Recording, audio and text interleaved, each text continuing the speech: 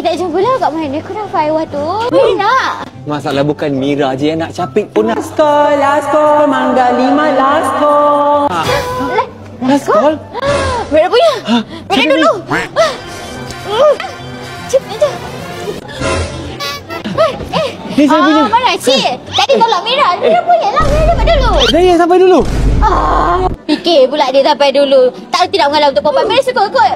Kenapa Mangga 5 ni? Dia crunchy tak manis sangat. Lepas mungkin makan awak tak. Apa kelebihannya? Sebab tak manis lah saya suka. Saya jaga badan. Saya tak makan benda-benda manis. Kecuali awak. Lagu rakyat manis sebab tak boleh. Saya dulu kan abang. Saya sampai dulu. Bagilah saya. Bang, jelas tadi saya sampai dulu kat sini. Abang, saya perempuan kan? Saya mengidap. Tak peduli ada dengan perempuan ke apa. Macam tu je saya nak Thank you. dapat. Ini saya punya. Mana ada? Ni Mira punya. Ini siapa punya? Asal tak siapa punya? Mira sampai dulu. Ini siapa punya? Mira punya. Ini gaduh pula dah. Kalau iya pun bayarlah dulu. Mira punya. Siapa punya? Mira punya. Cubalah gentle sikit dengan perempuan. Ni Mira punya sampai. Benda ni sedap. Tak kisah pasal perempuan ke tidak. Sikit dah jauh tu. Sampai ni Mira punya. Siapa punya? Sikit lagi sampai. Cepat. Menjadi strategi kita. Yes. So benda ni kita dapat tak payah bayar. Tak payah-payah. Macam tu je kita tipu kau dapat Aiwah tu. Sedap.